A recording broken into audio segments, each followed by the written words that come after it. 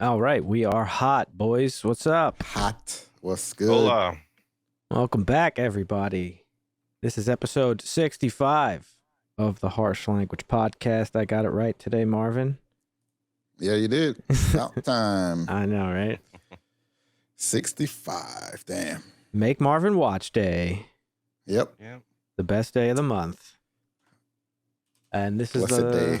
This is the last of September, right? Next time we Yes, get sir. together will be Yeah, it October. is. Yeah. Spooky month. October the 2nd. Yeah. Oh, if you like horror movies, boys and girls, this is going to be the place to be for October. We got a lot of horror movies queued up. Horror, as us Old Long and new. Islanders like to say. Mhm. Yeah. Horror. Horror. Oh, the horror. Yep. Don't forget, check us out on harshlanguage.tv, the fancy, beautiful website we created, so you can check out all of our links and stuff over there and some bios if you want to get to know us a little bit better. It really is probably the best Yeah. podcasting website. Some would say. Some would say. That's all I'm saying. We might not be the best podcast yet, but we got the best website. That's Yeah. for sure. Oh, yeah. And we'll get there someday. Don't you worry. What the hell are we supposed to use, man? Harsh language?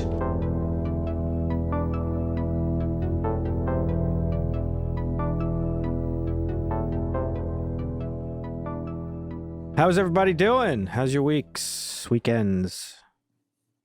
Damn, what'd I do over the weekend? Can't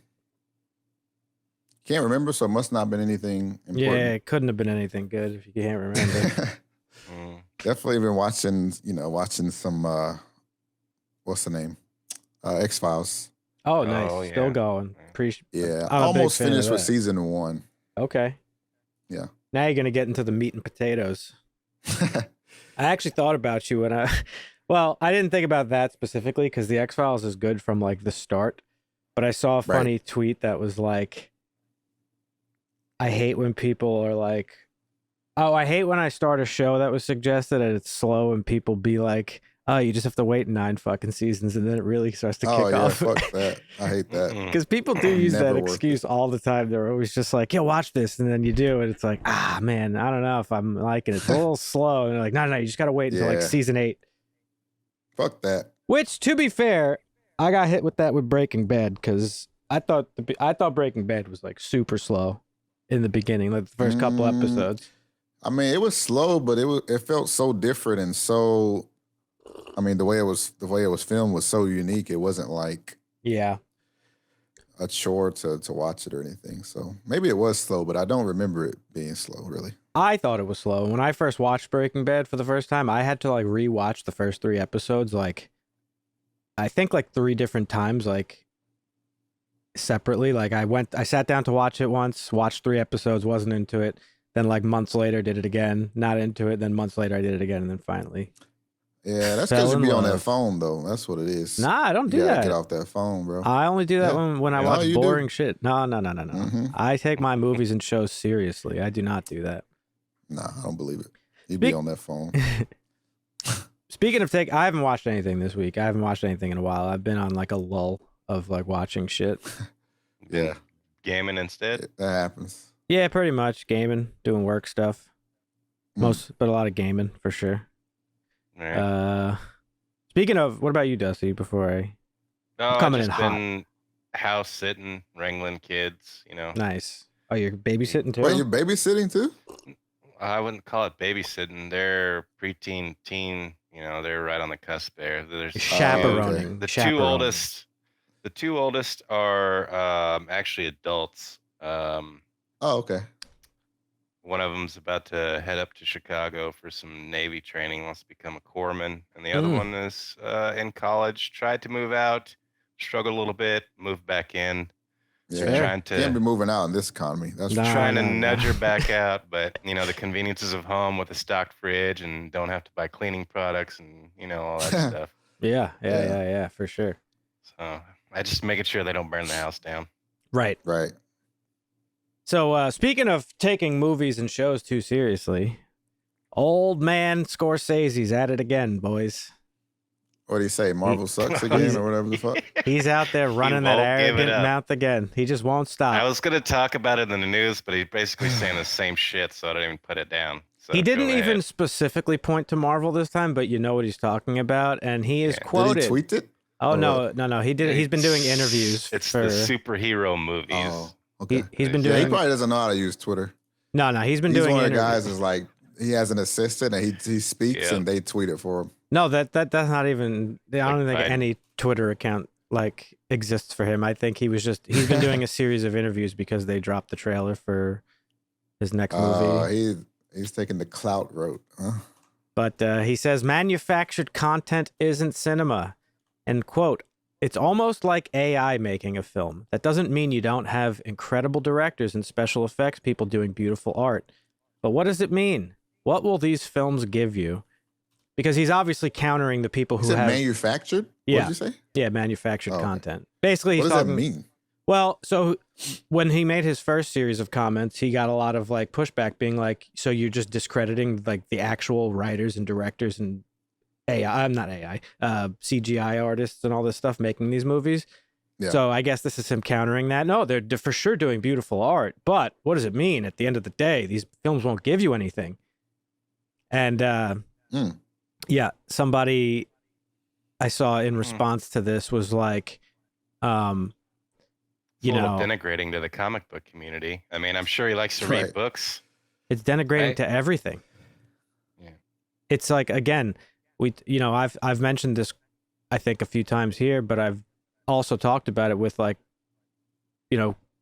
friends outside of the podcast who, when they talk shit about the Marvel movies, like, oh, that's not real. It's like, bro, if a story makes you feel something, that's all that it matters. That's all that matters. Yeah. So, like, first of all, art is extremely subjective, but if you strip away the subjectivity of it, like the Marvel movies, whether they make you personally feel some shit, doesn't matter. It makes other people feel some shit. Otherwise, they wouldn't be Yeah. so wildly successful. You don't have a 10-year and 22 film project that is so successful because it's just like popcorn films for people to go watch mindlessly. That's not what, it's just not how it works. So Well, you yeah. can say that about the first arch, but you can't really say it after that. Like, it has gotten a little bit to the point. He's not wrong after the Endgame story. Yeah, I arc. mean, but the post-Endgame stuff, I think, is just a little bit, misguided at this point. But regardless, Manufactured. That's still such a weird thing. I know. Weird way to describe it. right, I know. But, Chris Evans recently had something to say about this very thing as well. He, I've told you guys I watched the GQ, like, actors breaking down their best roles or whatever. Well, aside from the video, I guess he did an interview with GQ because he also has a movie coming out. And they asked him, I think, what his thoughts are on what Quentin Tarantino had to say. And Quentin Tarantino said something along the lines of, like, the actors aren't the stars of those movies. And Chris Evans very kindly said, yeah, he's right. The actors aren't the stars of those movies. The characters are. And it's our job to properly portray those characters the way fans expect. That's right. And do those characters justice and give those characters respect. Right. He also took a little bit of a shot at the mean- Snyder stuff, kind of quietly.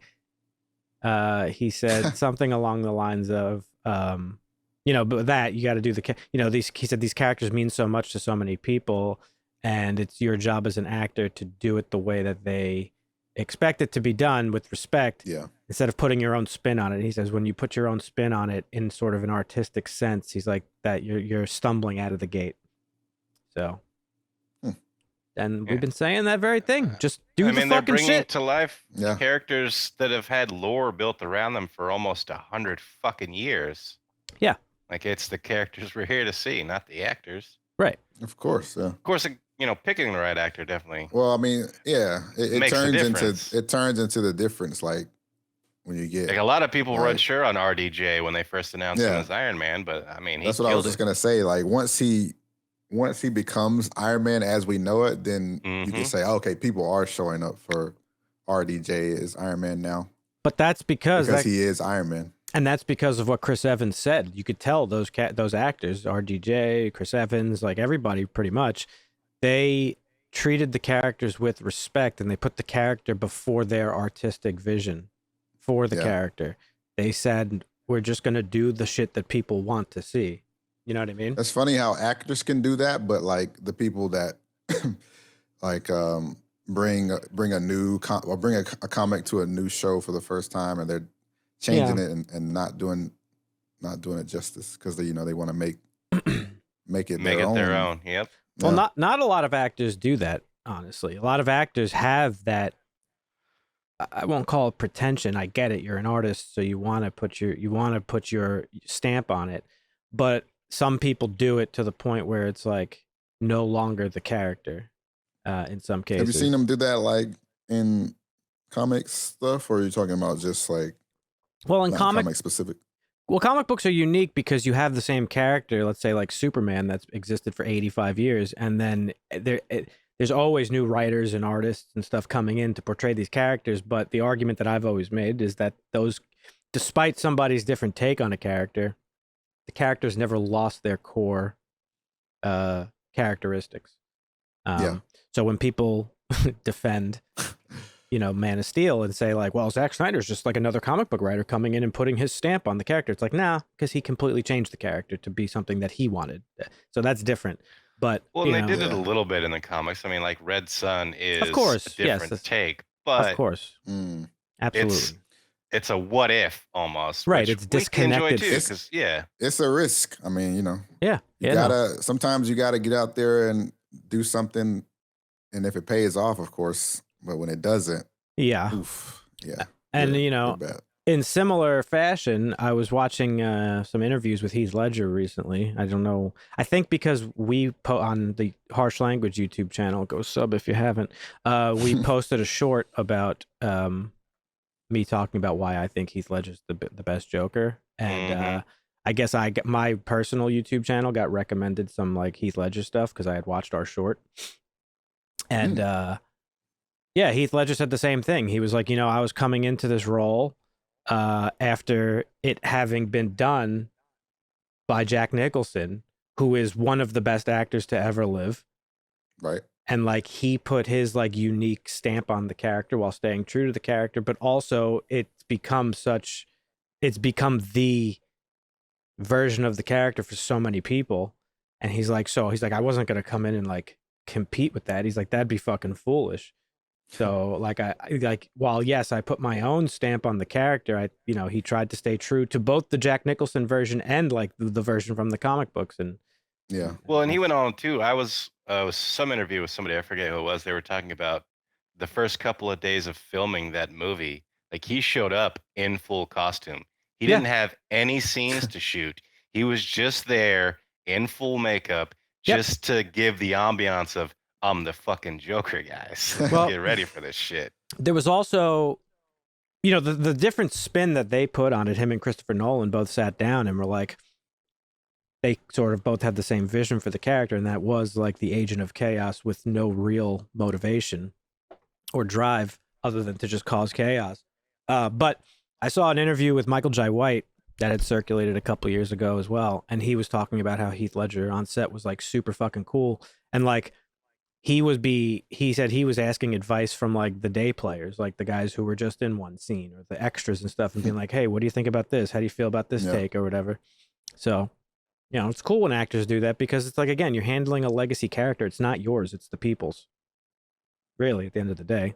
So give the people what they want. That usually gets the best result. Shocker. Yeah. Weird, right? I know.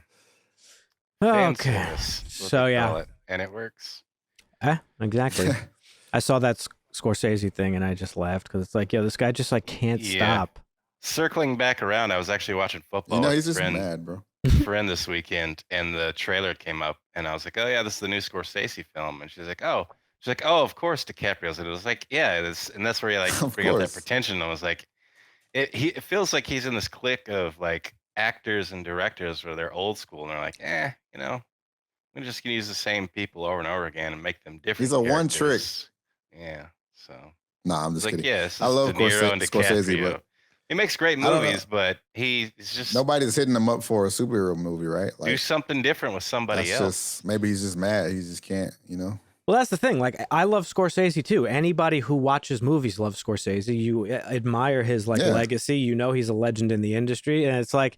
But at the end of the day, the guy makes a fucking mafia movie every couple of years with the same actors, basically the same plot and the same soundtracks, and it's like, why is this guy talking? Yeah. What's your favorite non-mafia Scorsese movie? Oh, non-mafia. I know mine. Yeah. I know mine. Easy. What's yours first? Wolf of Wall Street. Easy. That's a great movie. Yeah, probably mine is Taxi Driver. I would say. Oh, I haven't seen that. Ooh, I'll put it down. Hold on. Let me write that down. I already said this. That one's got to be written down for sure. Write that down. Yeah, probably. Apparently, De Niro's coming back to do a commercial as Taxi Driver there, you know. What else? Well, weird. Hey, man, listen. Stay in your lane, Scorsese. We love what you do. It's all right. You can't make superhero movies. Shutter Not Island. everybody can do everything. You know what I'm saying? No reason to shit everyone on can't be. Everyone can't be. What was our guy we were hyping up? Spielberg. Everyone can't be Spielberg, and that's okay. Yes, yep. Right. You don't hear Spielberg fucking talking shit that his movies aren't making fucking bajillions of dollars in the theaters. Like, that's really what it's all about. He's the artsy type, Scorsese. He's that type.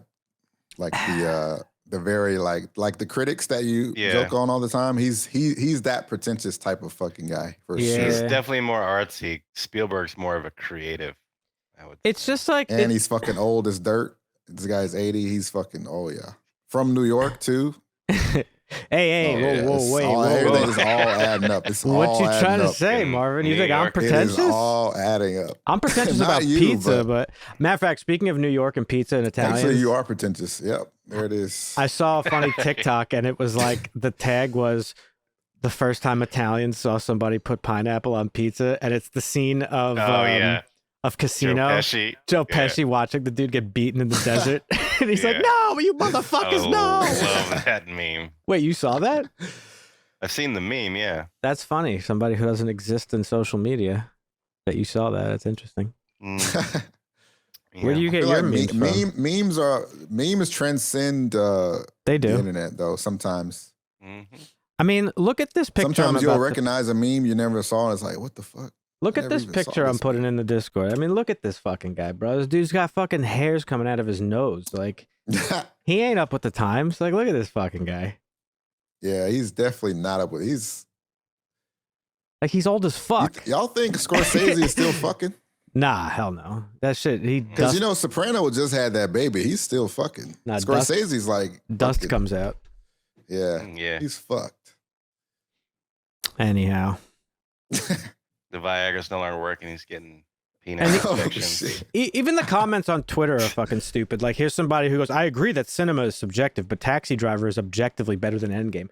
Like, why are we comparing Endgame to Taxi Driver? It's like two completely different movies. Yeah. Is it better, though?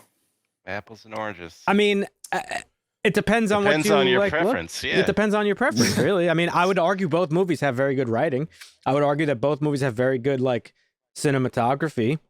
Even though like some would argue like there's no cinematography in Endgame, it's all CGI and green screen. It's like, but still, it's cinematography that somebody create. Like, I don't know, whatever. It's a stupid comment. It's a stupid argument to fucking even talk about, really. Well, especially when you're talking about good movies, like if you say subjective and objective, and they're both highly rated, highly successful films, it's not objectively obvious to everybody. It's very subjective. Now, if you're talking about a movie that fucking made $2 billion and it's rated 8.5 versus some shitty straight to DVD that nobody's ever heard of that's rated 1.1 on IMDb. It's subjective. It's pretty fucking clear, but pretty much. Right. Come on, guys. Anyhow. So you mentioned good writing because we talked about some of the bad writing. Yeah. Were there like a lot of movies back in the day, like I guess maybe in the 70s, where there was a lot of movies with bad writing, or is it different because of how maybe easier nowadays to make a movie, and you know what I mean? Like it's kind of like how music is so much easier to put online now, so we get shittier music.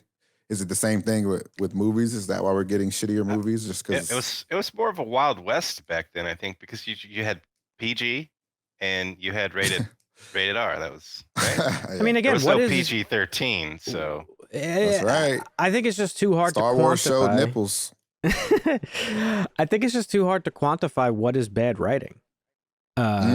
Because like it's subjective. Maybe so. I use that descriptor all the time when we talk about movies, like, but that's just my opinion. That's I'm true. not saying it with authority. Like this movie has a bad, like what's bad to me might be good to you and vice versa. Like for instance, the movie we're watching tonight, it's an older movie and I know you don't like older movies. You might think The Jerk was fucking terrible, but Dusty thinks it's funny. Like I think it's fun. So, and also what was the movie we watched a couple weeks ago? The fucking Infinity Pool. We all thought that movie had terrible writing, but there's people out there that probably loved it. So it's like, oh yeah, for sure. And you know, to answer your question, you could find some 10 out of 10 reviews for sure. For sure. And to answer your question, like in the 70s and you know, there were like, especially in like horror movies, which is a genre that I know really well, like, yeah, a lot of those movies were not written great. They were not shot great, but they leaned on the horror, like Texas Chainsaw Massacre, which you just watched. There's not much written in that fucking movie. Not you know at what I all, mean? yeah. It's just like, but it's carried by the fucking, the plot, like what's going on, the horror of it. Yeah. So it's like, what is good writing? I don't know. To me, again, I say it all the time, like, and this is a quote from Kevin Smith, because Kevin Smith, he talked about Endgame when it came out, and he was like, he was crying about Endgame while he was giving his review, kind of like me. And, you know, he was like, I know people on the internet are going to say I'm ridiculous for crying over a comic book movie. He's like, but listen, he's like, I'll pay anybody to make me feel something in this life, and these movies make me feel some shit. And that's all that matters at the end of the day. Yeah. Yeah. So yeah, but yeah, I don't know. This Scorsese thing is it just he just can't get off of it, and it's funny. Yeah. And I think it's wild to me. There was a tweet that I responded to about this whole thing. Somebody wrote, his movies are incredibly successful because of the love and detail he puts into them, and I think that's why he's upset. He doesn't like the idea that some people just want to go to a fun movie with friends for an hour or two. And I responded, I was like, what I just said a few minutes ago, 22 films in 10 years that also have meticulous detail. Like they also happen to just be fun movies that you could go and enjoy and not have to like those two attributes aren't mutually exclusive, you know? Yep. Exactly. And then another one that I responded to, the last thing I'll say about this, he's jealous of, somebody said he's jealous. Yeah, and, he is jealous. And then somebody goes, he's jealous of what exactly? Shitty comic book movies making tons of money? He's saying that these movies, in most cases, have no message or meaning. There's almost nothing to discover or learn from them, and they will keep young audiences in an infantile state. So I said, what's the message and meaning in his 50th Mafia movie with the same actors who are now in their 80s? Like, waiting for a response that I won't get. What's the message in those movies? I don't know. Yeah. What's the message of The Irishman, which is the last movie I watched of his? Yeah, Gabagool, that's it. Like, okay. Like you know what? Like, I don't even take what Scorsese is saying that seriously. It's like reminiscent of like when someone's about to release an album and they just fucking starting a beef out of nowhere or just creating drama out of thin air on social media. It's like, I don't even like, does he even mean what he's saying? Or is he's obviously upset about these numbers and how much the movies are making. So maybe he's trying to make more money on his next fucking movie. Yeah, I don't know. My favorite Scorsese film, I think, is The Color of Money, by the way. Oh, yeah. That's another one I hadn't seen. No.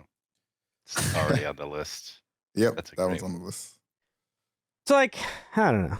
You've got your legacy, bro. Just be happy with that. You're Martin Scorsese. Like everybody accepts you as like probably the best filmmaker ever, or among them at least. Yeah. So just like calm the fuck down. Let people like what they like. He's up there.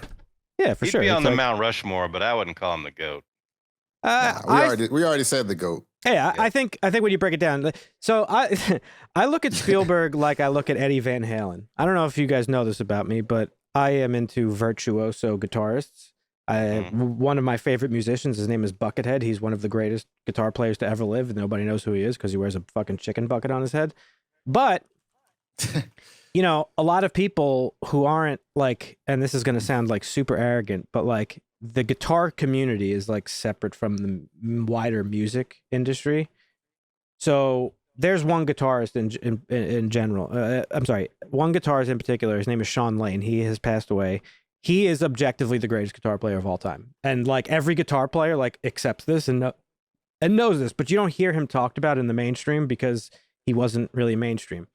But in the mainstream, when talking about greatest guitarists, like if you were to read Rolling Stones magazine's like 50 greatest guitarists of all time, they got like Jimi Hendrix is number 1. It's always Jimi Hendrix. Number 2 is fucking Eddie Van Halen, Eric Clapton. Morello's up there somewhere. Yeah, Tom Morello, who's like not that great of a guitar player. But so like these are all. Like, well, sorry. Go ahead. No, go ahead. Sorry. Yeah, I was just gonna say, well, is it like technical skill versus that's what I was getting everything at, yeah. else? Like, it's a lot of stuff. Because like someone could be the best video game, best at a video game, but yeah, right.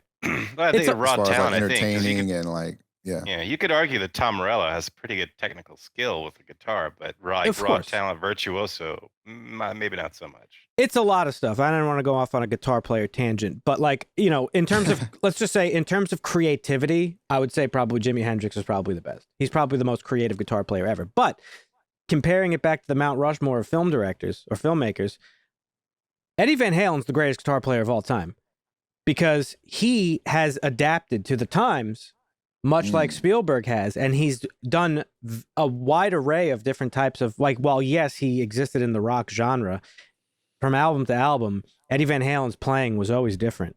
And similar as what we talked about with Spielberg. Spielberg has crossed into multiple different genres at this point in his career. Probably the last thing he hasn't done is a comic book movie at this point. But like, so for those reasons, I think Spielberg is the GOAT. But yes, if there was a Mount Rushmore, Scorsese's for sure on it. You know, you got to put Spielberg on there as well. What are there, 4 heads on Rushmore in real life? I mean, I don't even know. Like, fuck. I guess you could put. I mean, I don't even know. Maybe fucking. I don't know. Probably most people would put him on there. I don't know. He's just like a guy who likes to say the N-word with a foot fetish. Like his movies are great. Don't get me wrong. It's just like I don't know. That's a hard thing to say. Personally, my Mount Rushmore. One of the Scott brothers might go up there. I would say I don't know. Tony or Ridley. Nolan would probably be up there. Yeah. Nolan would be up there. And like I don't know. Maybe fucking what's his name? Denis? No. No. Well, someday. Not yet. Yeah, he's working his way up, but maybe Alfred Hitchcock. Probably Alfred Hitchcock. Oh yeah, Hitchcock would be up there. I would say, like my Mount Rushmore. Not like just personally. It's like Ethan Coen, Joel Coen, John Carpenter, and probably like Alfred Hitchcock. I would say. I don't know. Yeah. Hey, listen, you guys didn't watch that video I sent you guys a couple weeks ago on Carpenter. Like. Yeah, he's it's not just me that I love him. He's a fucking heavy hitter. All right, he is. He changed the game several times. In fact, it's unfortunate that our The Thing Make Marvin Watch episode didn't. Oh, that was a great episode. Didn't go up because of technical issues. But The Thing, just gotta take our word for it. The Thing changed the fucking game, like in terms of special effects. So I can imagine. Well, and he got so sick of the bullshit in Hollywood that he walked away from it. He's like, I'm going to go make some music with my son and have some fun. Well, because he was like widely underappreciated. Like it was like he did Halloween, changed the game there. Then he had a couple of flops. Then he did The Thing, and it really wasn't like a commercial success at the time. Like most of his films became a cult classic. Became cult classics later on. Halloween is probably the only John Carpenter movie that's like critically accepted as like, you know, a fucking phenomenon. Right. But yeah. So I'm the one doing the segues today. Anyway, we'll put that to bed. Let's talk about the news because we had a big weekend here. But wait, I have a segue. I have a segue news piece that I wanted to get to, and it just so happened to work out as a segue. But speaking of Halloween, breaking news. Speaking of cocks, yeah. Breaking news. Miramax is now Miramax owns the property of Michael Myers and Halloween. They had lent it out to Blumhouse to do this recent trilogy, but now that contract has ended, and Miramax plans to bring Michael Myers back from the dead. They're now taking offers from different studios for the rights to Halloween film and TV projects. It's too soon to reboot it. Please Oh, they're rebooting Maybe it. so. I know. Well, obviously they're going to, but please just give it a couple years. Like, don't. People are still like a little. Listen, do you remember the cringed video? Out from. Do you recall the video we put out last year where I like broke down and explained like the Halloween film timelines? Yep. It's not going to be a reboot. It's just going to be like, there's another timeline. Here we go. Another timeline. Yeah, this is the Blumhouse timeline. Maybe this will be the multiverse one that brings it all together. There was one thing though that I read that I'm pretty excited about. Apparently, one of the plans, and I think it's from Paramount. I want to say, I'm not 100% sure, but one of the ideas is to do a TV show based off of Halloween 3: Season of the Witch, which is a movie. I was just gonna ask if you guys would watch a Halloween show. How that would work. Okay, let me, as the resident Halloween expert and fan. Yes. Let me say, Halloween 3: Season of the Witch is vastly underrated. Another one that John Carpenter doesn't get a lot of credit for. He didn't direct it, but he wrote it. And remember, his initial plan for Halloween was to be an anthology series. Yeah, I remember this. Halloween just happens to be about a boy who kills his fucking sister and comes back 20 years later to fucking stalk some bitch. I'm sorry, I didn't mean to talk about Laurie like that. I love Laurie Strode. So that was it. A term of endearment, you know. That's fair. That was it. One and done. Can be. So his second installment in the anthology of Halloween, it's just stories that take place on Halloween. His second installment was Halloween 3: Season of the Witch, which is about some fucking company that makes masks that fucking, for some reason, when they listen to the Silver Shamrock theme, the fucking heads explode. Yeah, I don't know that I could watch a show about Michael Myers, but I could watch a show about Season of the Witch. I would also watch a show that is anthology. Every episode is different, sort of like every episode, or even every 2 episodes, if they wanted to. Like think about a Black Mirror type of series that's just called Halloween. Tales of the Crypt, basically. Tales of the Crypt, Tales of the Crypt. And there's one story in particular. Can't remember if I ever told you about this, if I ever voiced my opinion about this. Hang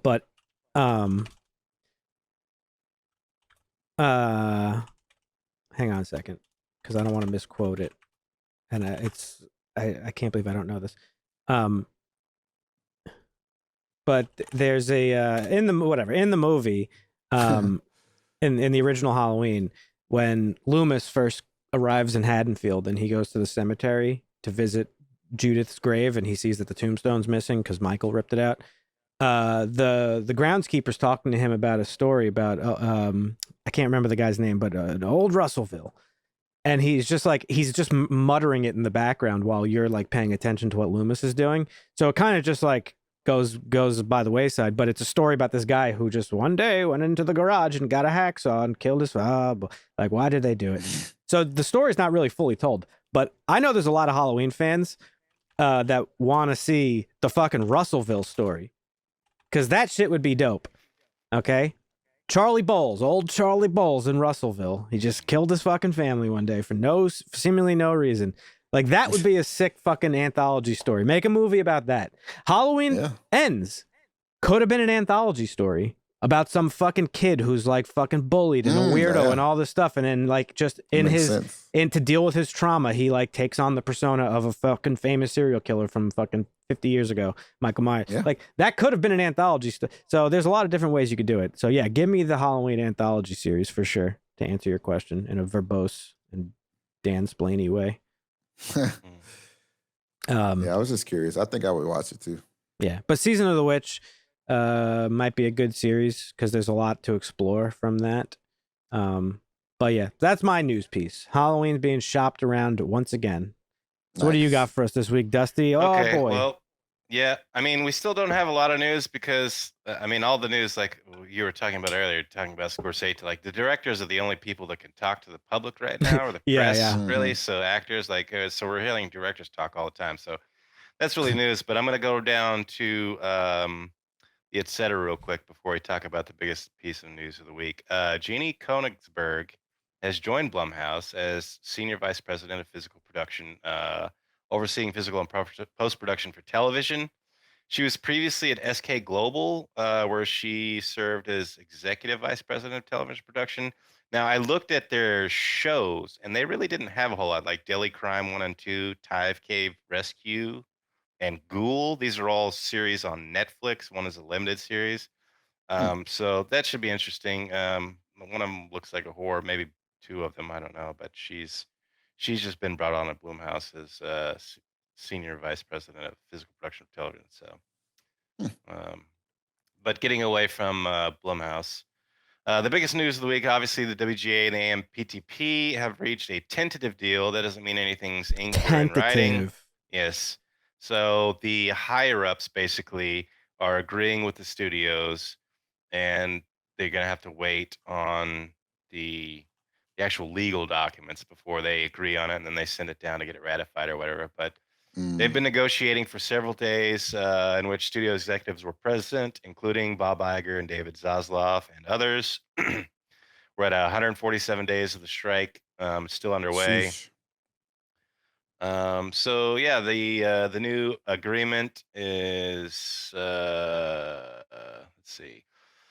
It's a 3-year agreement, I think, in principle on all deal points they've agreed to, subject to drafting the final contract language. There it is. We can, and here's what they sent the the WGA union sent out a letter to all their people saying, we could say with great pride that this deal is exceptional, with meaningful gains and protections for writers in every sector of membership. It's a provisional 3-year agreement. Leaders will look at the final terms and vote and send it down to ratify. This doesn't affect SAG, the Actors Guild, who still need to negotiate with the AMPTP, but once the WGA is done, things should start rolling a little bit along. I think we talked about it earlier. October was kind of the deadline for studios to really get this deal done so that they could try and get shows out during the mid-season breaks of what they usually do. All right. It looks like it's going to take about so for drama series, it's probably going to take about 8 to 10 weeks to be back up and running, and maybe 6 weeks or so, 6 to 8 weeks for comedies to get back up and running. These are shows without too many special effects that could be back on the air by mid-March. Now, obviously, some of these studios kind of had an inkling that this was happening, so they banked some of their content. So we could have some fall content come out this year that we weren't quite expecting. Who knows? Right. Cancellations are really still possible because the studios are still using this to cut costs, and because they're losing billions of dollars on fucking streaming services and shit. So who knows what's going to happen with that? But yeah, we have a tentative agreement here with the Writers Guild and the motion picture and producers. So that's good news. I've got a quote here about this very thing and a segue to another news topic I pulled. So again, sorry for stepping on your toes, but this is a quote about the post-strike landscape. We're also about to see a fire hose of announcements of projects and castings that have been held back for fear of bad optics or for violating guild rules. Yep. Disney's Dana Walden will finally be able to announce the return of her BFF Ryan Murphy from Netflix. A ton of high-profile movie scripts will come in. The industry will chug back to normal.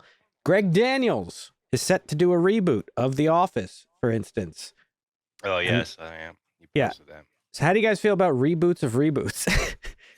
Because The Office is a reboot of, well, not a reboot, it's a remake of the British version. And they're already doing a reboot. We talked about the reboot that they're doing down in Australia with the female actor being the boss and different directors. So we're getting I don't know. And this is Greg Daniels, too much. Who made The Office, like the American version. But like, why are you doing a reboot? What's the point? The Office, we don't need it. Yeah, no, for sure. So that was just something I wanted to talk about. Yeah, I mean, money is really just the answer. Yeah, that's it. What else you got for us? All right, residuals. This was one of the big points for the Screen Actors Guild going on strike. Payments to performers that they receive for TV and film projects after initial compensation. So you sign a contract, you do a film or television show, and then if that show airs again on another platform or a different streaming service, you should get residuals from it. Sometimes it's pretty good amounts, sometimes it's pennies, but you still should get residuals. And some of the news that I saw, like Suits, I don't know if you guys ever watched the show Suits. It's a TNT show. It's the most watched series over the past 10 weeks, apparently, on Netflix, drawing over 30 billion minutes viewed. And Wow. I wonder why that is. not many residuals are getting paid on that. And then another example, Brooklyn Decker. She was a series regular on the Netflix show Grace and Frankie. That show got like 13 Emmy nominations. She played the Dollar Mallory. She was in 94 episodes, and she didn't see a single dime in residuals from Netflix after that. So, like, it seems like Netflix has been one of the most egregious companies as far as not paying residuals to their actors. Of like, yeah, we paid you. So what? If it got viewed 14 billion times, you got your pay, and so get the fuck out of here. But right. So that's what I think the biggest thing is going to be for the Screen Actors Guild to negotiate with once the deal is settled with the WGA. But I can't wait to see how long that takes. Yeah, and maybe they got deals lined up for both of them. Yeah, who knows?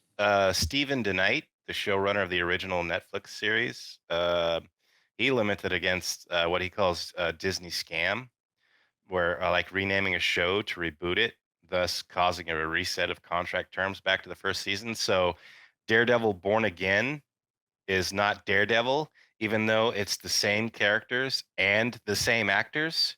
They don't have to keep paying them residuals, and he's not going to get any residuals because it's Daredevil Born Again, and it doesn't matter, and it resets the contract. And he was kind of complaining about it on social media. He says this needs to be crushed, it needs to be put down in the negotiations, because it's pretty fucking stupid. Because I mean, it's the same characters and the same actors. Like I created the show, and it was great, and now I'm getting shit for it. So I mean, I don't know. But this is also still like going back to like Steve DeKnight or Brooke Decker. Like Brooke Decker's worth like $40 fucking million.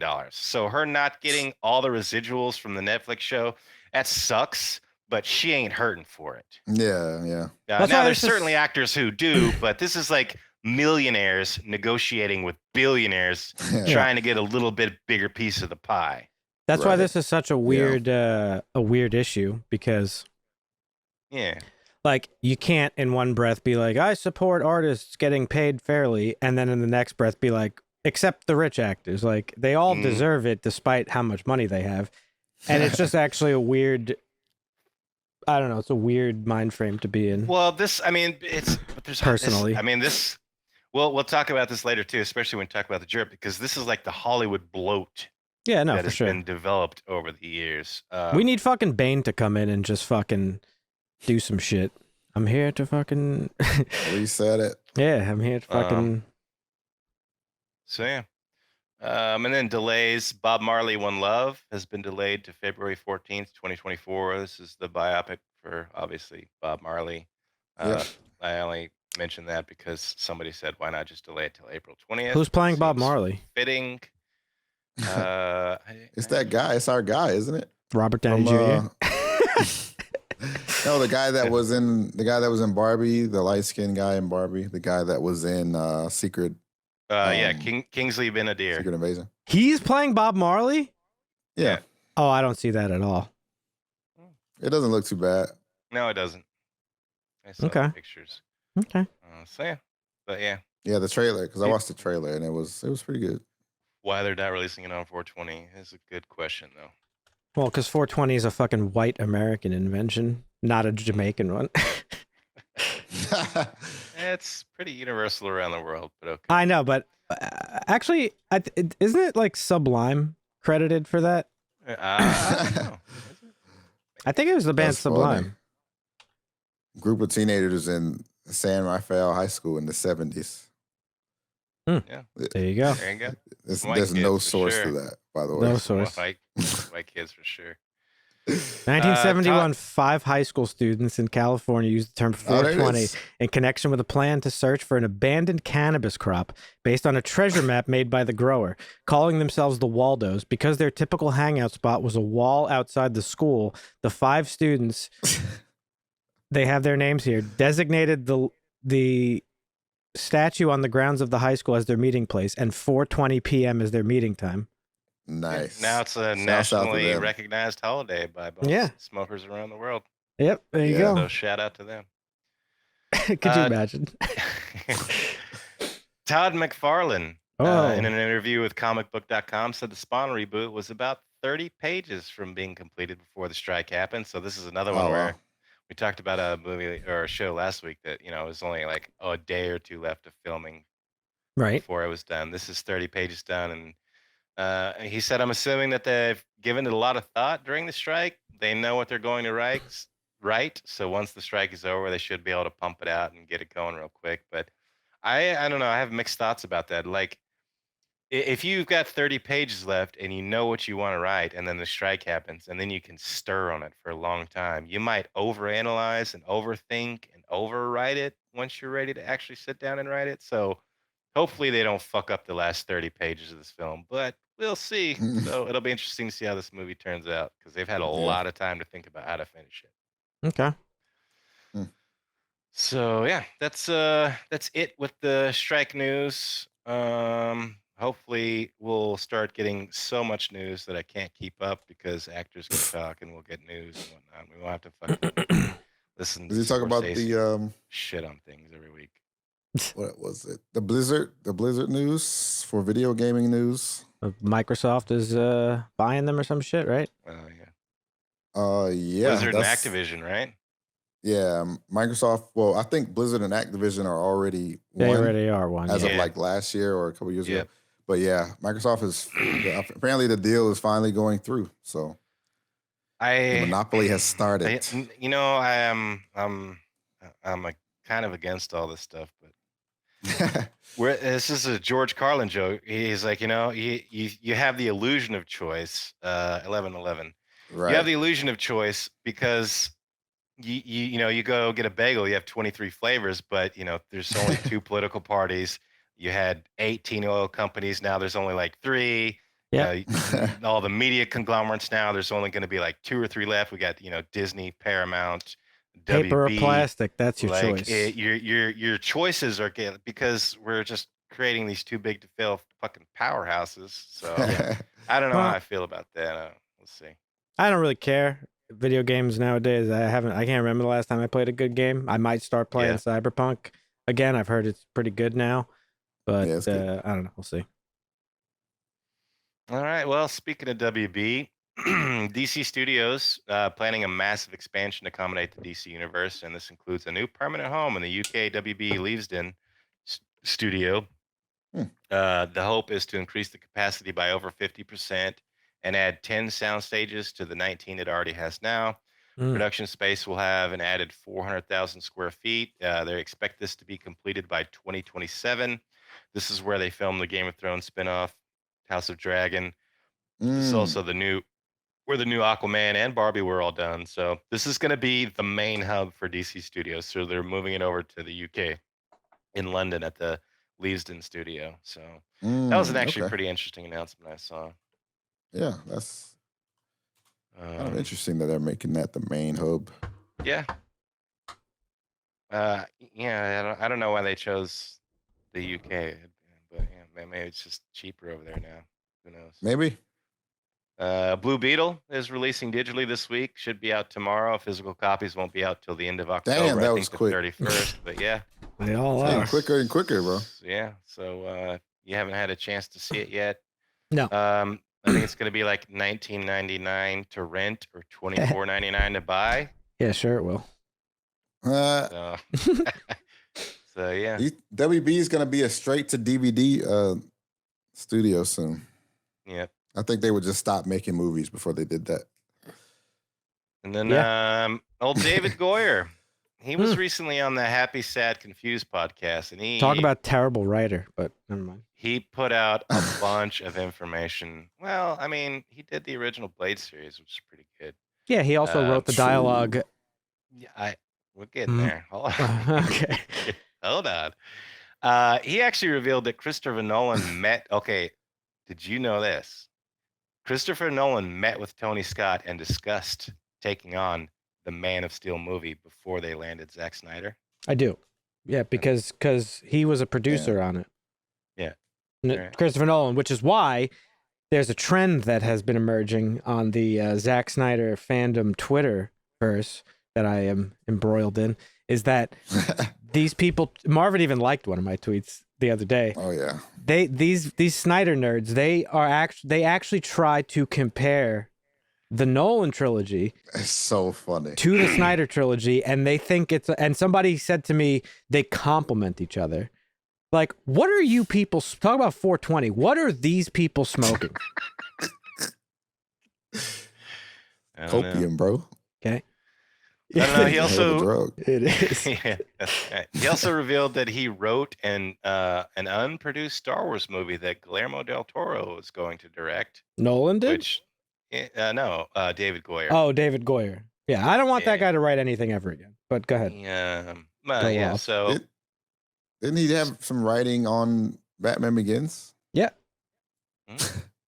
he did. What did he write that you hate though?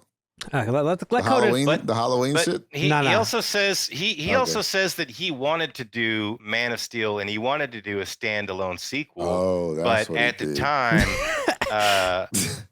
WB was like, "We want our MCU, we want our MCU, we want our MCU," and there was a lot of turnover at the top for executives and stuff. There were people like, they had a plan for the next 20 movies over the next 10 years, like the first 3 phases of the MCU. And he's like, none of that shit had been even written yet, and it was fucking crazy.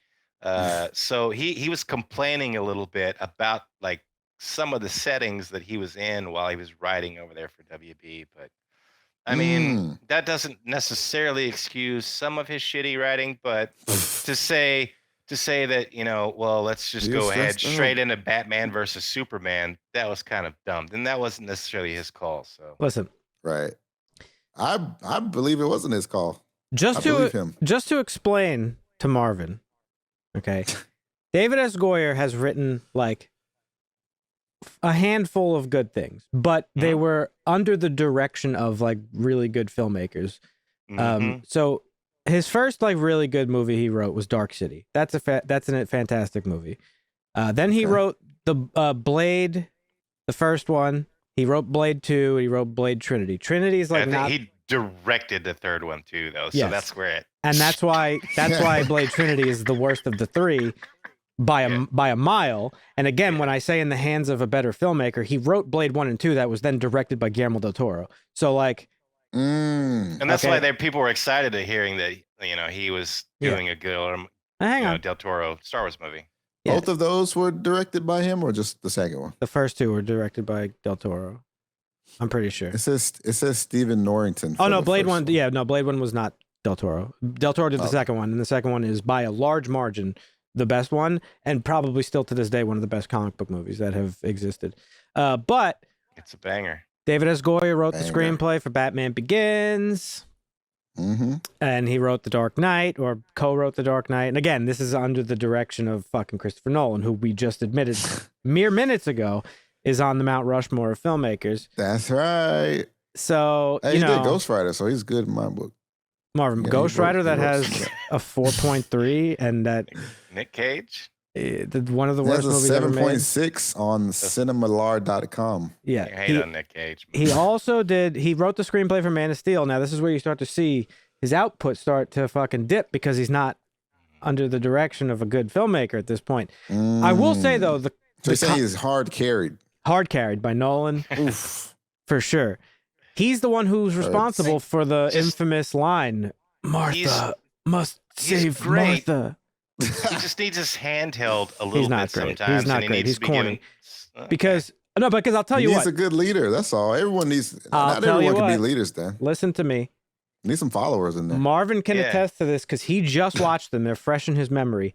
Even in Oh, the yeah. Nolan trilogy, there is some corny fucking dialogue, especially from Yeah, Batman. that's true. That's true. Yeah. I'm gonna rattle their cages. Like some of the dialogue in those movies sounds like a child playing with their figures. Yeah, So that's fair. True. he's just still Yeah. not a good. He's just not a good writer. He's just not. Okay, that's that. There's far worse. There are worse. He also wrote He- Terminator: Dark Fate, which is terrible. He did write the story for the new Hellraiser, so give him a little credit. I like that. Oh wow, that's not too Yeah. bad. Not too bad. Yeah, we shit on him a little bit when we reviewed that. And too. the Constantine series is great. The first, Yeah. it only had one season, but it was really good, and I'm upset it got canceled. Yes, me too. Bring it back. Okay, so yeah. Anywho, the last piece of WB news we got here. Back Guys, in you got me all July, fucking riled up. Spiking. I think a super majority of production workers at Warner Brothers Animation and Cartoon Network Studios made a demand to be represented by the Animation Guild IATSC Local 839. Mm-hmm. And apparently, Zaslav and other executives at WB at the company maintain that production managers don't have a right to join the union. This will be interesting, given that the VFX guys over at Disney were able to get unionized and whatnot. There's nothing come of this as of yet, but I think there's a push now to help get these guys unionized as well. So everybody's unionizing in the film industry, and the Good. demand is there. So we'll Get see. unions going. The concept of the union was invented here in the United States. Wow, that's got to be top 3 of good things out of America. Hey, listen. Not to get political, but all the things that people shout socialism at were invented here in the U.S. that Europe adopted from the United States. So unions being one of them. Okay, so anywho, speaking of the VFX artist, we're on to Disney now. Falcon and Winter Soldier VFX coordinator Alexandra Rebick has opened up recently about the conditions of work. Can I just say, for the unionization of Disney? Yeah, go ahead. Interrupt one. The National Labor Union was founded on August 20th, 1866 in Baltimore, Maryland. It was the first attempt to create a national labor group in the United States, and one of their first actions was the first national call for Congress to mandate an 8-hour workday. That's another thing the U.S. invented. We're the ones that started the 8-hour workday. That wasn't the unions, though. Henry Ford did that before the unions. Well, I understand. I'm saying in tandem, Okay. the U.S. has started a lot Henry of... Ford He's hated saying the make unions. America great again. Yeah, That's what I got really? all You this. really want to make America great again, motherfuckers? Make America fucking progressive again, because we were once a progressive utopia. Mappa. There's a reason why my boy fucking Roosevelt was the most popular president in the history of this country. Don't you fucking roll your eyes at me. Okay. So terrifying picture of Scorsese. I gotta get that out of there. Delete it. Back to Disney. The Falcon and Winter Soldier VFX coordinator Alexandra Rebick, she opened up about the conditions of work before the unionization of Disney. Yep. She said the crew worked 75 days in a row and only got time off if they had a nervous breakdown. Yeah, that's This great. is how Holy Disney shit. was treating their graphic artists, and these were I believe it. third-party graphic artists. Yeah. And this she's is like, in recent time. Like This was Falcon and the Winter Soldier, so yeah, it was 2 years shit. ago. And then you got fucking incels with rotten teeth on fucking That is YouTube making terrible. videos about how bad fucking She-Hulk looks. Remember that guy with the rotting teeth who was like fucking greasy and shit? Oh my God. What was that guy's name? I don't remember. God, that dude's never been laid. Never will be. Unfortunate. She said, I don't know how this is acceptable. I don't know how you can work people like this. It was the first ever Marvel TV show. It was during COVID. There was a lot of things that didn't work in our favor. So she's really more complaining about the Falcon and the Winter Soldier. She also talked about Moon Knight and Loki, saying those shows were way better. And so it seems like some of the issues I disagree. were varied on a show-by-show basis. Well, I'm talking about the treatment of the artist, Oh, not yeah, the yeah. actual content that was produced. I'm Well, I was talking going to about say how Disney shit on the VFX artist.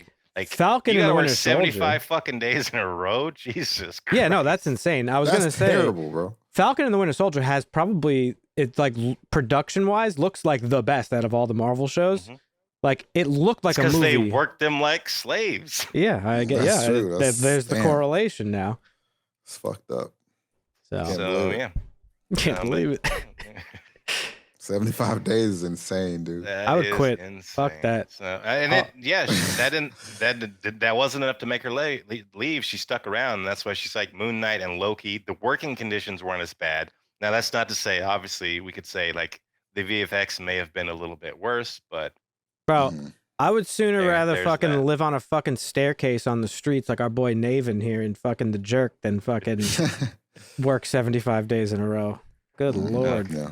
All right, well, that's all for Disney. We're on to the all else news, the etc. portion.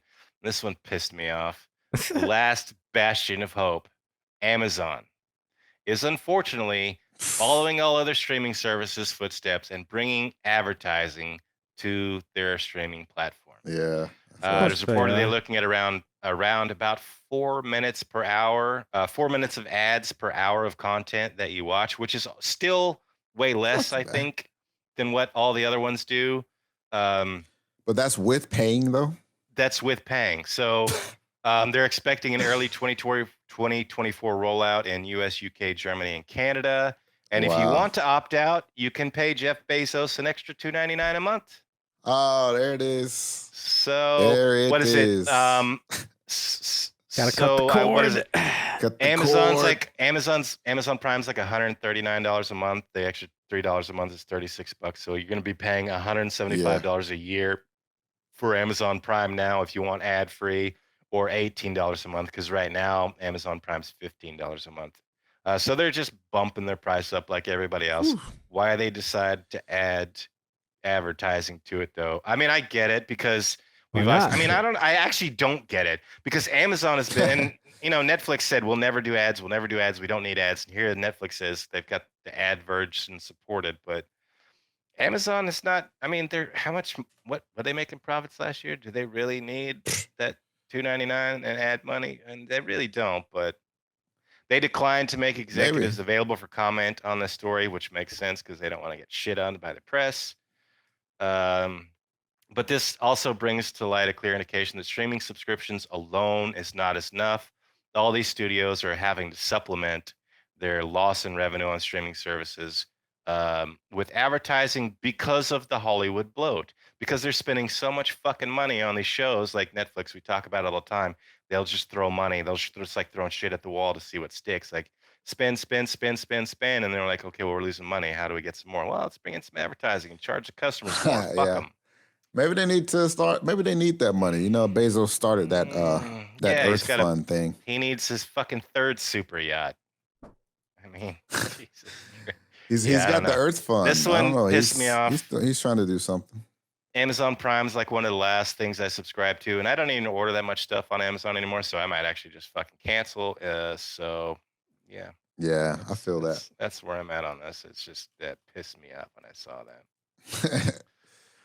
Here's one for you, Dan. Some of my gripes about movies. Our boy Neil deGrasse Tyson has some as well. He has a new favorite worst film of all time as far as ridiculous physics go. Yeah. For 25 years, he's maintained that Armageddon is the worst one. Was the quote? It violates more laws of physics per minute than any other film ever made. Armageddon. Movie? Oh, Armageddon. Yeah. Which is, it's a fun little movie, but it requires a ridiculous amount of suspension of disbelief. But he was recently asked about that. Oh, really? Yeah. Bruce. He was recently asked about that sentiment during an interview on SiriusXM's The Jess Cagle Show, to which he reveals it's no longer the case. Well, that's what I thought until I saw Moonfall. It was a pandemic film that came out, Halle Berry and the moon is approaching Earth, and they learn that it's hollow, and there's a moon being made out of rocks living inside of it, and Apollo missions were really to visit and feed the moon being, and I just couldn't. I said, all right, I thought Armageddon had a secure hold in his crown, but apparently not. So Moonfall is the new worst physics film of all time in the eyes of Neil deGrasse Tyson. So shout out. That movie sounds insane. That's fair. It's smoke something or do something before you watch that shit. You never seen Armageddon, Marvin? Nope. Oh, it's a great movie. Did you watch The Core, Dan? Where they gotta go to the middle of the earth? Okay, yeah. I watched That's kind of like Moonfall. It's like that. Moonfall is like those movies. It's so ridiculous that it's just kind of a fun little flick to watch. But I get how you get irritated if you're a physicist on shit like that. So. Well, he doesn't get irritated. That's like his shtick. He did it for a bunch of movies, and now people want him to do it. He did praise Interstellar. Obviously, Interstellar was co-written by a theoretical physicist, so it has a lot of accuracies in it. That's big.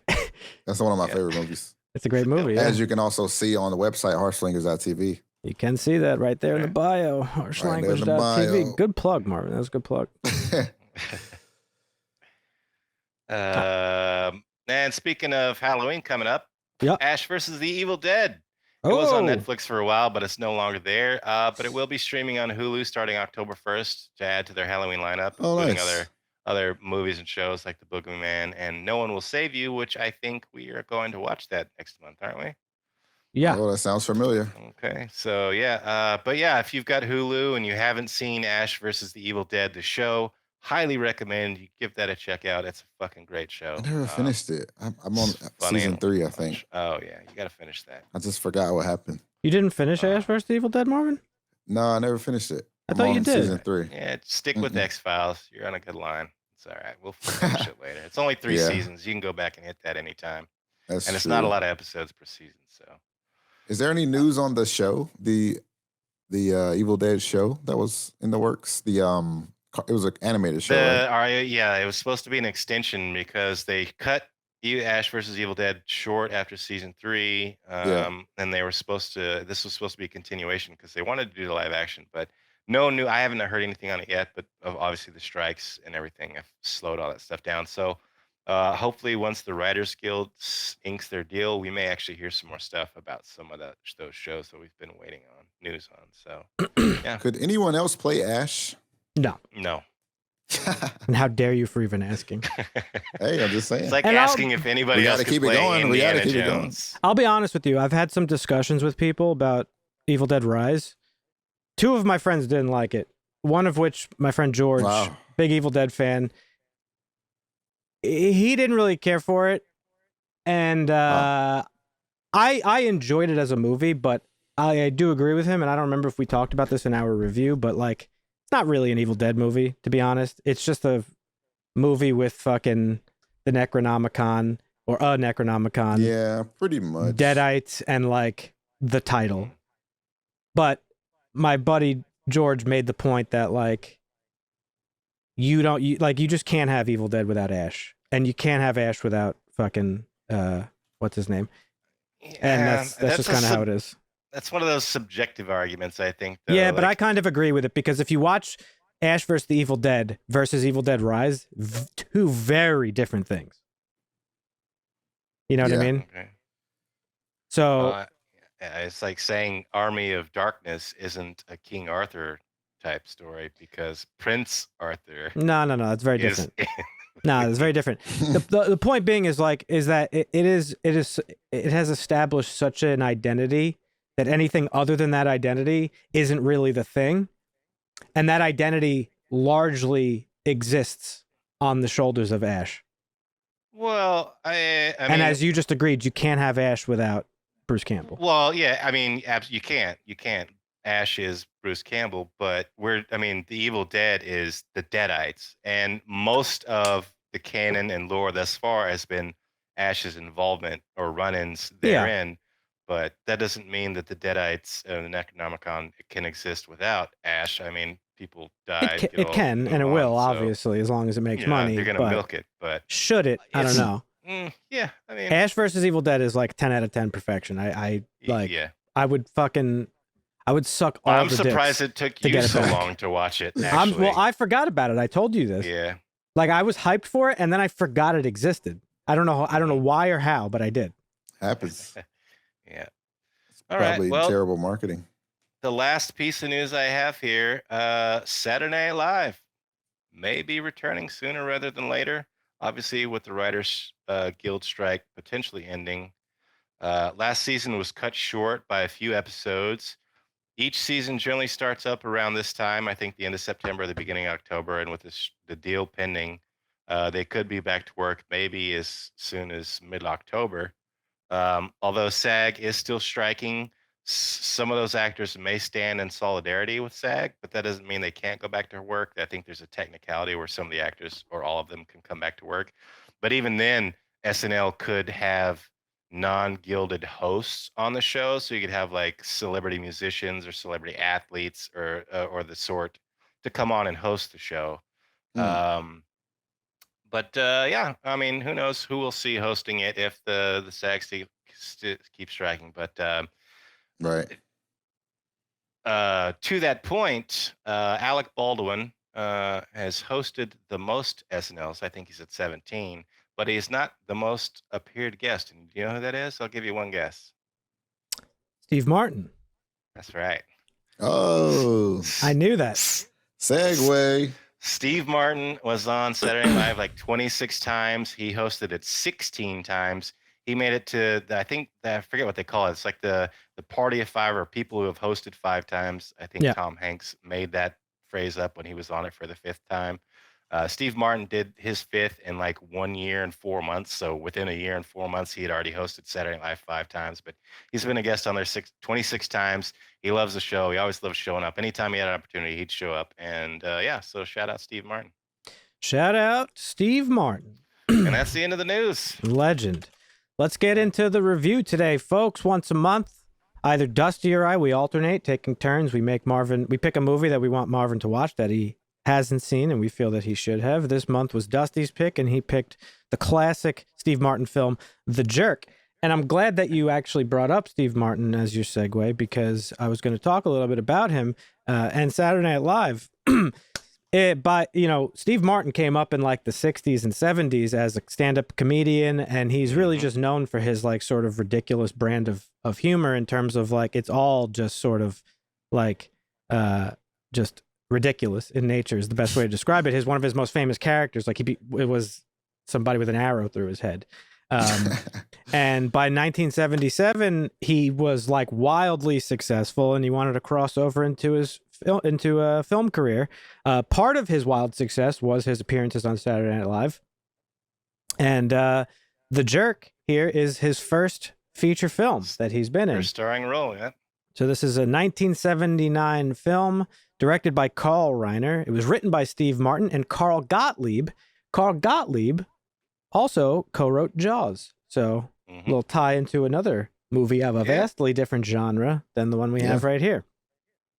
And this movie also stars Bernadette Peters as Marie. He wrote the role specifically for her in this movie too. Yep. We got Caitlin Adams, Mabel King, Richard Ward, Dick Anthony Williams, Bill Macy, Emmet Walsh, host of other people, but also Jackie Mason, of course, who... Bunch of classics. Yeah, classic. Excuse me for all the fucking burping that I'm doing. Oh, fucking like dying over here. A little gassy too. I'm burping too. Oh yeah, you want to burp together? Yeah, and this is a classic film, and it's hard to talk about movies that are this old. It's a little out of its time now, yeah. It's very out of its time. So I think the best way to talk about this movie is to kind of discuss what I feel like we probably would have arrived at anyway, and is how this movie would play in today's culture, which you could have altering opinions on it. But yeah, so just briefly, this is the movie. This is the story of a simple-minded and sheltered country boy who suddenly decides to leave his family home to experience life in the big city, where his naivety is both his best friend and his worst enemy. Now, by today's standards, the word jerk is typically associated with a fucking asshole or a scumbag. And an obnoxious person that deserves no respect is what it says in the dictionary. But when this movie came out, the term jerk was more used for somebody who's just kind of like a dullard, stupid like a dimwit. or foolish. Yeah. Adult. So that's where the title is derived. I personally think this movie is a little bit deeper than meets the eye in terms of its subject matter, but I'm curious what you guys think. Yeah. So Marvin, what'd you think? Did you like it? I did like it. It was funny. Oh, okay. I'm surprised. There was some stuff that wasn't really funny. Like it was like, I guess, like when he was in the bathtub reading the note, like that wasn't funny at all to me. It was kind of like Jim Carrey-esque, but not funny in the way that Jim Carrey would do it. Well, here's one thing. But I know Jim Carrey he probably got a lot from him. But I'm glad you said that, because actors like Jim Carrey and Will Ferrell, who have made their careers with this ridiculous brand of comedy, it's all from the Steve Martin playbook. Yeah, that makes sense. A movie like Step Brothers, for instance, right? Yeah, is so ridiculous. And most of Will Ferrell's movies, for that matter, Anchorman, like all these movies, they're so detached from reality that like that's the kind of the fun of them, and this is kind of the same thing. Yeah, but I do more on brand at the time. Yeah. And I do agree with you, though, that there are, like, I've watched this movie many times at this point, and I do think it's a genuinely funny movie, but there are some times that, like, I'm just like, not that funny. Yeah. Well, some parts are a little cringe now or just a little dull. But yeah, there's still some hilarity in it. Yeah. No, for sure. So basically with this movie, it starts out, so the character is immediately introduced to us. He is a white man raised by a black family. He was adopted by them. But he's so dim-witted on the surface that he doesn't really even realize that he is not a black man. That's right. And he does, right? Because he feels out of place. He feels like he doesn't fit in, but it's not because he's white. Right. He just feels like it's sort of like a it's symbolic for him. He knows his skin is white, but he doesn't know that. That means that he's... Because when his mom said, "You're not born for me," he's like, "You mean I'm gonna be this color forever?" Yeah, exactly. Right. So, but talking about the subtext of the movie, obviously the movie is like symbolic for like the American dream, sort of trying to like the rise and fall of like trying to make it and be something or whatever the fuck. But I think there's a lot more actual social subtext to the movie that I think is brilliant, given that it came out in 1979, when love and family over material possession. Over material possessions, but also there's a lot of racially motivated jokes in this movie. Oh yeah. And I think if you watch it and you're not really paying a lot of attention, you would think that these jokes are at the expense of racial and cultural sort of what's the word I'm looking for? What's it called? Yeah. Okay. Hold up. Recording. Sorry. What's it called when you like fuck, what is wrong with my brain when we record? Like, all white people can't dance. What is that called? Stereotypes, yes. Yeah. So if you watch this movie and you're not paying attention, it seems like all the racial jokes are based off of, or like at the expense of stereotypes. But I don't actually think they are. I think it's more of like an Archie Bunker All in the Family situation where we, the audience, are meant to like laugh at the people that believe in these stereotypes. Right. I think a lot of the time. That first stereotype they show with the rhythm thing, I didn't think that was a joke like back then, actually. I thought it was more recent. No, did it? No. That's, well, think about, I mean, if you think about it, Marvin, right? Like, so, I mean, I guess we can't talk about this movie and not talk about like the, not politics, but you know what I mean? But like, black culture is so ingrained into the culture of America and people don't really understand it and don't realize it. So when black people are like, oh yeah, you're like culturally appropriating like basically everything we do, it's like, it's true. Like we talked about rock and roll earlier. Rock and roll is like specifically like a black community thing. It started from fucking jazz and fucking R&B and like all this classic shit that started in like Harlem and like evolved into like rock and roll of the 50s. So to speak on what you just said, like that rhythm thing probably has been around for as long as fucking music has been a thing, really. Yeah, that's true. Yeah, that's true. I don't know specifically, but you know. But yeah, I think that's what this movie plays off of, because in the beginning you do have like the stereotypes of like they're fucking singing fucking blues music and like the white guy doesn't understand. He's like, oh, it makes me feel sad. I don't like this music. And like the his dinner favorite sandwich is fucking mayonnaise and tuna or some with shit. cellophane, I mean, wrapped in cellophane.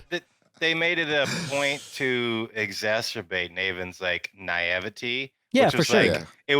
Like, it was his best friend and his worst enemy kind of at times, but he was naive and ignorant. Like he wasn't cruel or intolerant, which you see some people being in this movie. And he uses his naivety and his ignorance to plow through that shit. Well, that's why I think the movie is so brilliant, actually, because I think while you're watching it and you're like, oh, it's called The Jerk. He's like a naive idiot. He doesn't understand like these things. But it's not that he doesn't understand them. I think it's that they have no meaning to him. Correct. Which is the way it should be for everybody. They have no purpose for him. Yeah. He's like skin color love and family. Shouldn't matter. He's making $1.10 an hour and sending money back home, you know? Right. Yeah. You said it was about the movies about the American dream, but it's like it's making a mockery of that too. That's what I mean. Yes. Yeah, because like you said, like when you go out into the world, coming from like a small town or wherever, right, you're not gonna know much, if anything. And what happens? It wouldn't be this dramatic, obviously, but I mean, these sorts of things certainly happen when. Yeah, anybody can stumble into richness and all that good stuff, but that's not what makes you a good person. Right, and that's summed up by the ending of the movie. Yeah. When it all comes crumbling down on him, what happens? He ends up going back home with his family. I don't need anything. And the things that matter most to him.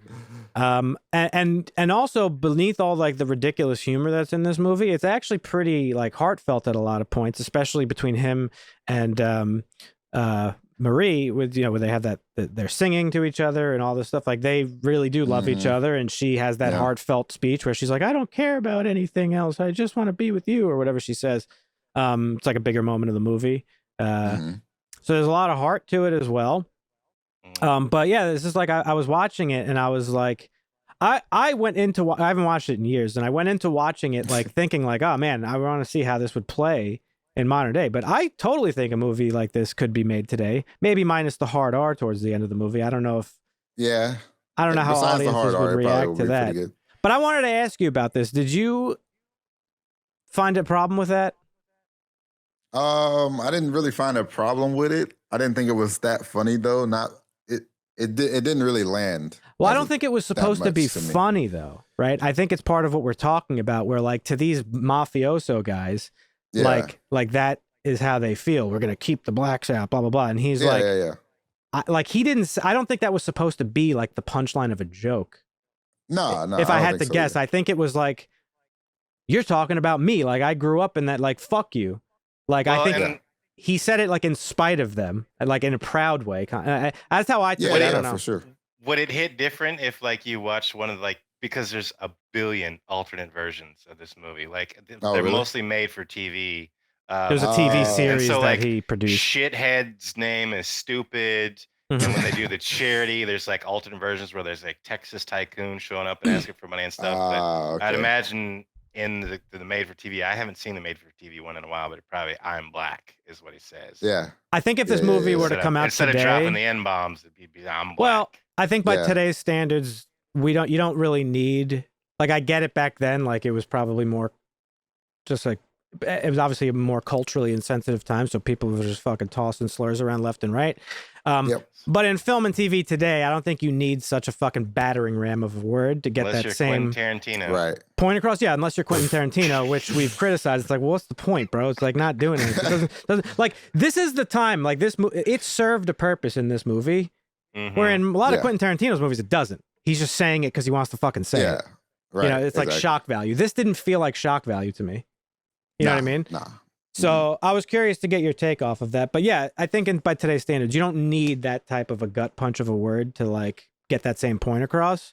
But yeah, I don't think he's naive in that regard. I think he's the way that everybody should be in a perfect society. And the ideal society is that like those things don't matter. It's just about like things you love and like care about and stuff like that. Yeah. And that's really what this movie is about, below all like the ridiculousness of it. But yeah, comedy wise, it's definitely unique. And one of the great things about Steve Martin is we mentioned earlier, Eddie Van Halen doing it, and Bob Dylan has done it. And he's like in that category of people who have reinvented himself over the years and has kind of reinvented his comedy and has, to my surprise, having like a resurgence as of late. I don't know why 3 seasons into the show, it's starting to get all this hype, but I'm glad it is because it's a great show. But his show on Hulu with Martin Short, No Murders in the Building. It's like, I haven't seen that. It's like all of a sudden starting to get traction, and like people are like talking about it. But like Steve Martin hasn't gone anywhere. He's always been around. Right. Yeah. And he's great. He did, what was the movie where he had all the kids? Oh, that was Cheaper by the Dozen. Cheaper by the Dozen, yeah. I was gonna say Dirty Dozen. Talking about some of his other roles, while I do think this movie's great, I don't think it's not my favorite movie with him. There's definitely like 3 or 4 others that I could just spew off that I actually like a little bit better than The Jerk. I have no problem with The Jerk. I think it's a funny movie. I think it's a great movie. But in his pantheon of movies, my top 3, I think, are probably like Three Amigos. Yes. Also haven't seen that. The Man with Two Brains. Well, okay, let me just say this. My downright favorite movie with him. It's a great movie, but I don't know. I like that. My downright favorite movie with him, and one of my favorite movies of all time, and probably a lot of it is by virtue of the fact that it was written by John Hughes, is Plane, Trains, and Automobiles. Yes. But so that's my favorite movie with his. I also really like Roxanne. I think Roxanne is fucking hilarious. Yes. He's been in so many good. I mean, it's hard to pick like one favorite of his. This is just well, iconic, I can. I haven't seen a lot of his movies, I'll say. We're going to watch. I've seen like, what was the one with Bringing Down the House? That's like one I can think.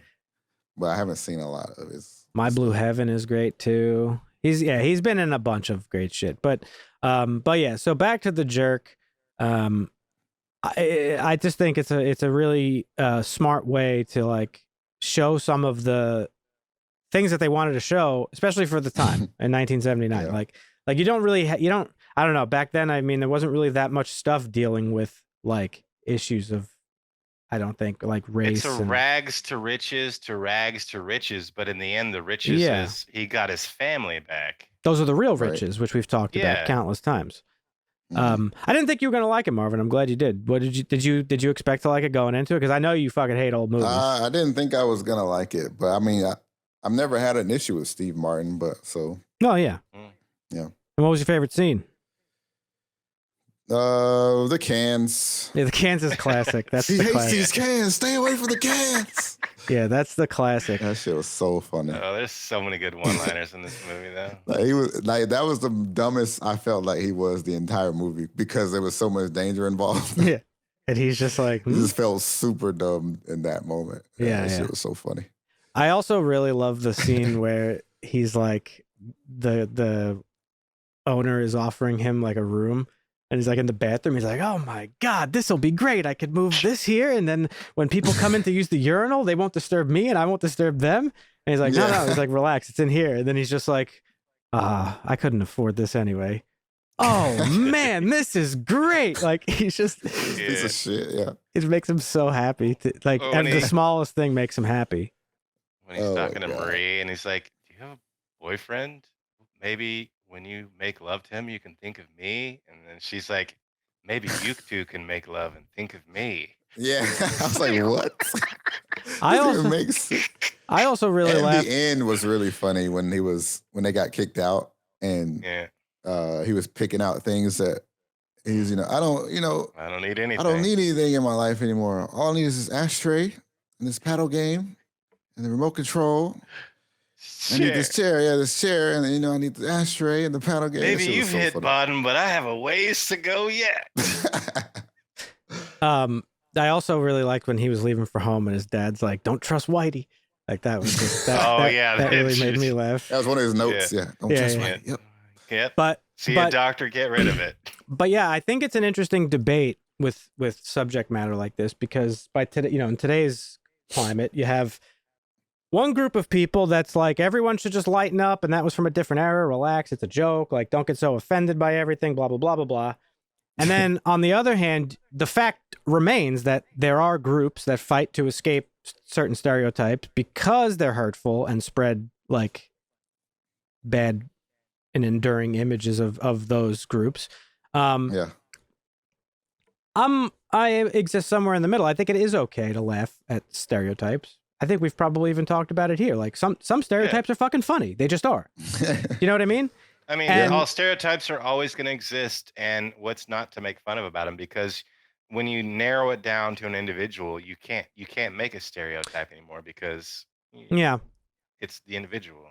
Well, that's where I also think like comedy is such like a important part of our culture. I think stand-up comedy, well, just comedy in general, but stand-up comedians often do make jokes about like stereotypes and a lot of them attack. And like lately you hear criticisms and we've talked about it here of like Dave Chappelle and all this stuff.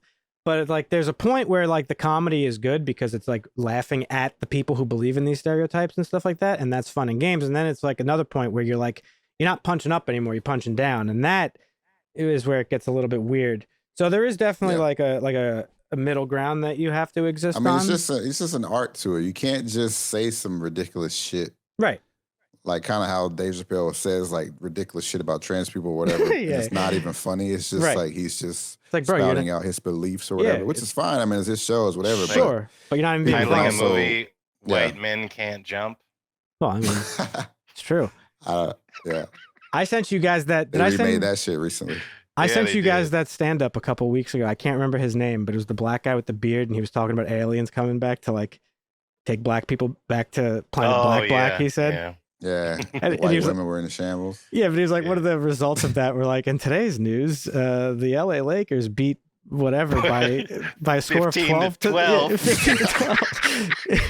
That shit was fucking hilarious. So funny. So some stereotypes are fucking funny, right? Yeah. The white women one was fucking great. He's like, get off of me. Oh, man. But, good. I was going to say about the jerk again, though. I did not expect that little part with him and Marie. Mm-hmm. Naivete and Marie, they're singing on the beach, and that song was actually fire. I don't know who. I don't think that was them singing at all, but whoever was singing that. That was 100% really her. good. I don't know. I would imagine it was him too, but I'm pretty sure that. You think that was him? Because he was. The song is called "Tonight You Belong to Me." Some of the melodies were crazy. I don't know. That could have been him. And the song is by Patience and Prudence. I don't know if they actually sung it for the movie, but. No, it could have been ad-libbed or not ad-libbed, right? But what do you call it? I love that part of the movie for sure. Did not expect that at all. Do you guys agree with me with that like subtext that's in the movie, or you think I'm reading too much into it and it's just like meant to be a funny movie that talks about stereotypes? I think that's spot on, to be honest. Yeah. You know, another movie that's very similar to this that I would say is like Blazing Saddles. Like Blazing Saddles is like that movie is that's with Willy Wonka. Yeah. That movie is like there's What? What's his name? The actor? Oh, from God damn you, Marvin. The redhead guy, right? Yeah. He's redhead, right? Well, kind of. Come on, what's his name? Gene Wilder. Yeah, yes. Gene. Yeah. Well, he was in a lot of funny movies. Yeah, but Blazing Saddles is just to make an example of like that movie is chock. It's like similar. It's meant to make fun of those like the people that believe in those stereotypes. There's a lot in this movie. Like Blazing Saddles is. It's one that's like 5 on the scale. That would be a 10. Yeah. Blazing Saddles goes hard, and I don't know if Blazing Saddles would actually work in today's culture. To be honest, I don't know. I haven't seen it in a while. I can't remember. Oh, you have seen it. I have seen it, but not long. That one goes hard. The only like stereotype movie I remember watching lately at all was You People, which I thought was hilarious. I liked it too, actually. That I had finally watched it. I thought it was good. Yeah, you did. Oh, you did. I still haven't seen it. Yeah. I still haven't seen it. Yeah. I thought it was pretty good. It wasn't like the greatest movie ever, but it was funny. No, yeah. And but for stereotype genres, I mean, it's good. Yeah. Sure. But yeah. So, anything else you want to say, Marvin, about The Jerk and your first viewing of it? This might be the oldest movie we've ever watched here or made you watch here. 1979. Whoo, shit, that's old. 79, maybe so. I think it is. I think it is. What was? Did you recognize his other role in the movie? Yeah, he was the. Oh well. The juggling guy. Yeah, he was. Yeah, he was the cat juggler. Yeah. Cat juggler. That's what it was. The cat juggler. Hey, guy, I remember it was something juggling. I just couldn't remember what he was juggling. The cat juggler. That shit was funny. What else about this movie? I don't know. I thought the time that the length of it was great. I mean, an hour and a half for comedy is pretty spot on. I think nice and quick. Oh yeah. Yeah. No, it was a lot of funny things in the movie. Right. Yeah. Well, I want to circle back around to the Hollywood bloat that I've mentioned a couple times. Just talk about this real quick. Yeah. This film grossed over $100 million on a budget of $4 million. Wow. Production was scheduled for 55 days. Principal photography came in 10 days ahead, so it only took 45 days to film. It was like 80 real locations were used and 15 stage sets. And for a movie like Barbie, which is one of the most successful movies this year, to be that successful, Barbie would have had to made $3.6 billion Damn. to be on the same line, and that's only counting the production cost, because Barbie was 145 million production costs, but they also spent 150 million in marketing costs. So like the Hollywood bloat has gotten so ridiculous that like movies like this don't, like $4 million. Yeah, let's make $100 million. Right. That's crazy. Because the people involved were the ones writing, and it was their passion. And so like, I don't know, just the way they did movies back then was a little bit different. Yeah, for sure. But yeah, great movie. Yeah, I think the final thing I want to say, again, just bringing kind of the whole thing back home. Unfortunately, there's not much to talk about with the plot, like to really dive into. It's pretty simple, you know? But I think, you know, what makes the movie so entertaining is like, you know, it's impossible to believe that somebody could be this way. But we've all actually encountered like someone kind of stupid, you know, whether it's a family member or somebody Ignorance arguing exists in the world. Everywhere. And I just want to say, like, subject matter in this movie, I think it's okay to laugh at it when it's done properly, like we were just saying.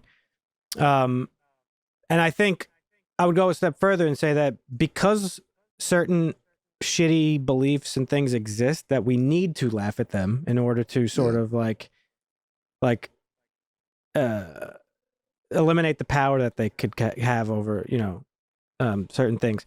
And yeah, but you know, I think on the other side of it, we also need to know when some things could be construed as hurtful, and then like listen to somebody and understand, which is why I specifically asked you about like the one line in the movie. Like maybe you did find it offensive, and I'm curious if you did. So, you know, that's all it takes. A little bit of asking, little question, understanding. Yeah. You know, if Marvin came back and said, no, this movie fucking sucked, and I don't think they should have said that word, fuck that, I'd be like, okay, tell me about it. Tell me why. And that'd be it. So, but yeah, anyway, The Jerk, great movie. It's a classic. It's, of course, it's actually considered one of the funniest movies ever by many different publications and stuff like that, lists. You know, like the general like movie lists and shit. It's often regarded as one of the funniest movies of all time. 50 greatest movie or 50 greatest comedies of all time. It's gonna be on the list somewhere. I don't think, I would agree with that for sure. I don't think it's really going to be, I don't think it would be funny for everybody, especially somebody watching it in 2023. It's just, it is absurd humor. There's some one-liners that are funny. And some memorable moments like the cans. Gotta test and all those that products stuff. out on prisoners first.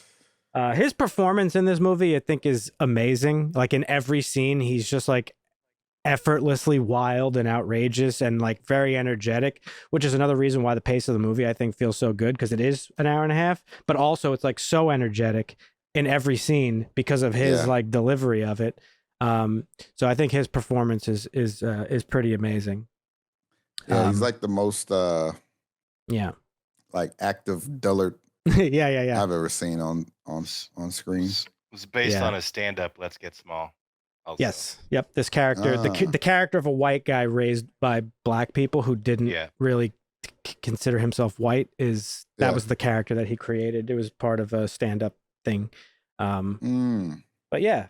So is The Jerk more than just a silly film? I think so. I think there's that beneath the surface stuff that we talked about. I think it very cleverly satirizes like American culture and like the pursuit of the American dream and like racism and all that stuff.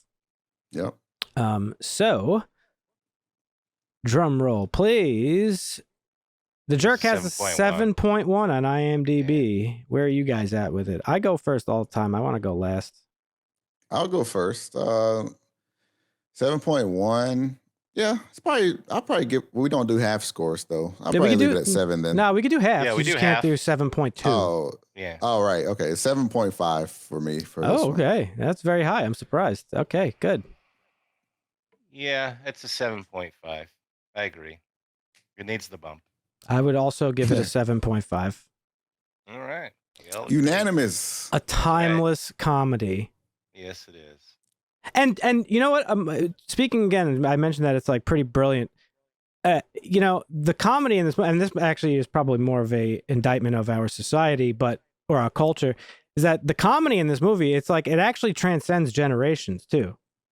Like it goes beyond like what was culturally. It still shocks me, honestly, every day that what was culturally relevant in like the 60s and 70s is still relevant in like 2023. Like, have we not moved beyond this bullshit already? But here we are. But yeah, I'm glad you liked this movie, Marvin, because it's a gem, and now it makes me more confident to throw some more old shit at you. We might go back to the 30s. I don't know. I'm thinking I might hit you with Casablanca soon. Yeah, might have to happen. Yeah, we're gonna have to hit him with a black and white. Eventually. Casablanca's the fucking crackling and the fucking wait. Speaking of, audio. I'm glad you brought this up, Dusty. Am I having a fucking Mandela effect moment? But I always thought this movie was in black and white. I have like vivid memories of watching this for the first time, specifically the gas station shooting scene in black and white. That's funny. No, I don't think so. And I don't know if it's because that's way past the black and white, because like Wizard of Oz was one of the first ones to do like the black and white to color. No, I know. I just don't know why I remember this. It's possible that because a lot of these older movies I watched thanks to my dad and his brother. Could have been on an old little black and white TV. It could have been it could have been that it was recorded in black and white from maybe like a cassette or something like that. Because I feel like I have vivid memories of this being in black and white. Oh yeah, somebody recorded it on a little. Yeah, maybe like they had a black and white TV and they recorded it on their VCR on that TV. Yeah, though, would the VCR capture what's on the TV or would it capture what the broadcast is? That's interesting. I don't know. That's a question. I don't know. Old tech, baby. Yeah. Gotta get Tony Stark. Well, I'm pretty sure it captures what's. I don't think it. Marvin, you don't even remember the days where you had to fucking turn your TV to channel 3 to play video games. Of course I do. Oh, you do remember that? Okay. Yeah, what the hell? Okay. Come on, bro. Anyhow, The Jerk, 7.5s across the board. Let us know in the comments if you've seen The Jerk and what you think of it. I would like, I don't know. I wish this movie would broadcast on TV. I would love to see like a more modern audience reaction to it, because there's probably a lot of people nowadays who haven't seen this movie. Like younger sure it audiences. Still gets aired on TNT every now and again, but who watches cable television these days? That's fair. But True. Yeah, let us know in the comments.